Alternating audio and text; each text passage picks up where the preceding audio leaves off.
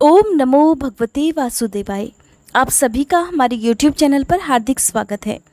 मान्यता है कि आश्विन मास के कृष्ण पक्ष की एकादशी, जो कि पितृ पक्ष में आने वाली एकमात्र एकादशी होती है, इस दिन व्रत रखने से भक्तों को जन्म मरण के बंधन से तो मुक्ति मिलती ही है, उन्हें मोक्ष मिलता ही है, साथ ही पितरों को भी मुक्ति मिल जाती है और पितृदोष भी दूर हो जाता है।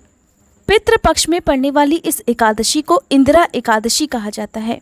मान्यता है कि इंदिरा एकादशी का व्रत रखने से और इस दिन पितरों के निमित्त श्राद्ध, दान, तर्पण आदि करने से पितर भी प्रसन्न होते हैं।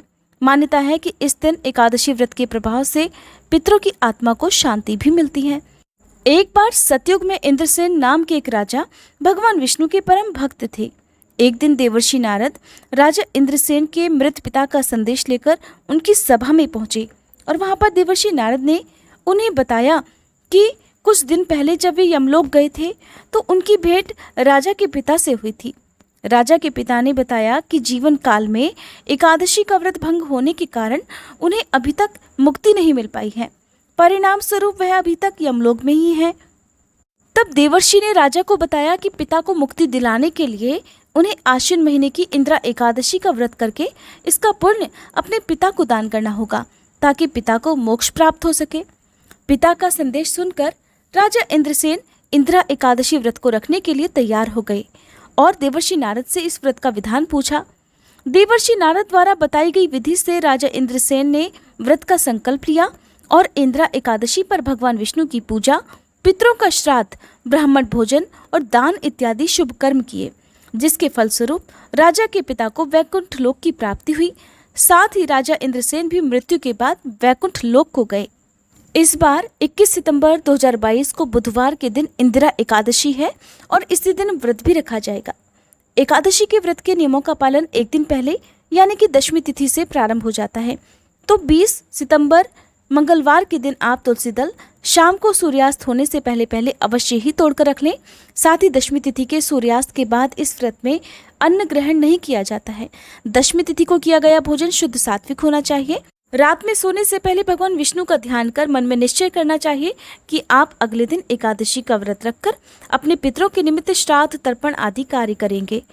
एकादशी के व्रत में महिलाओं या कन्याओं को सिर धुलकर स्नान नहीं करना चाहिए, तो एक दिन पहले ही आपको सिर भी धुल लेना चाहिए।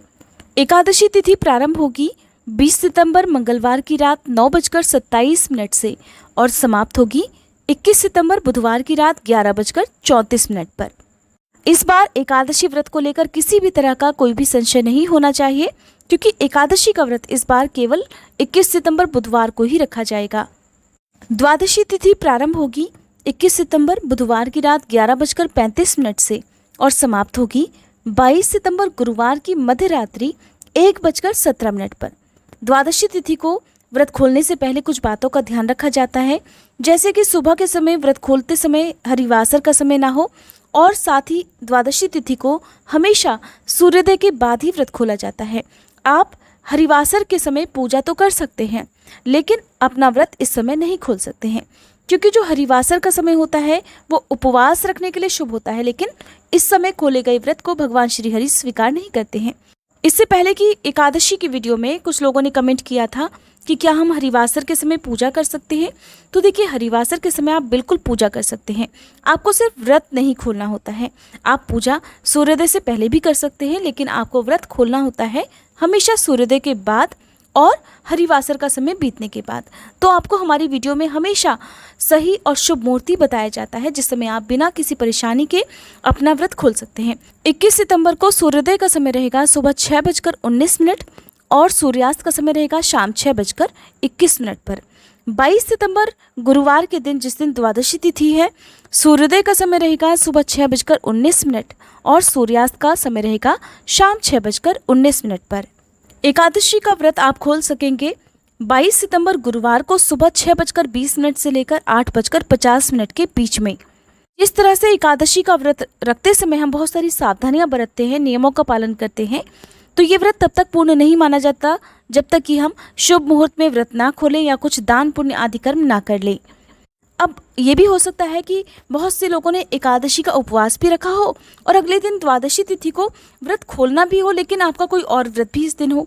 क्योंकि द्वादशी तिथि को गुरुवार का दिन है तो बृहस्पति देवता का व्रत हो सकता है आपने रखा हो। तो ऐसे में आप द्वादशी तिथि को व्रत खोलते समय केवल फलों के जूस से, फलों से, पंचामृत से या तुलसी दल और जल से अपना व्रत खोलें। और आपको जो भी आपका दूसरा व्रत है, चाहे वो गुरुवार का दिन हो या कोई और दिन भी पड़ता है, तो आपको दूसरे व्रत के नियमों का पालन भी करना चाहिए। लेकिन द्वादशी तिथि को व्रत खोलते समय अन्न आपको ग्रहण नहीं करना है यदि आपका कोई और भी व्रत है। तो ऐसे में आप जिस व्रत में जिस नियम का पालन करते हैं, जैसे कि मीठे भोजन का या सेंधा नमक से बने भोजन का, तो आप द्वादशी तिथि की शाम को उस तरह का भोजन कर सकते हैं। लेकिन आप दिन के समय दूध, फल या चाय वगैरह आराम से ले सकते हैं। एकादशी के व्रत में भगवान विष्णु को पीले रंग की वस्तुएं ज्यादा से ज्यादा अर्पित करनी चाहिए, क्योंकि ये एकादशी पितृपक्ष में पड़ने वाली एकादशी है। यदि हो सके तो हर घर में ये व्रत रखना चाहिए। यदि किसी कारणवश आप व्रत ना रख पाएं तो आप इस दिन एकादशी के नियमों का पालन करते हुए अपने घर में शुद्ध सात्विक भोजन बनाकर भोजन का दान गरीब लोगों को या मंदिर में ब्राह्मण देवता आदि को करा सकते हैं। संभव हो तो अपने घर पर ब्राह्मण देवता को बुलाकर उन्हें भोजन भी करा सकते हैं। इस दिन पितरों के नाम से दान, तर्पण आदि कार्य करना चाहिए। बहते जल में काले तिल प्रवाहित करने चाहिए। दीप दान करने से कहा जाता है कि हर प्रकार का दोष दूर हो जाता है। अगर आज की वीडियो आपको पसंद आई हो तो प्लीज़ वीडियो को लाइक करना मत भूलिएगा। इसी तरह की और अन्य जानकारी पाने के लिए आप हमारे चैनल को अभी सब्सक्राइब करके बेल आइकन जरूर प्रेस कीजिएगा।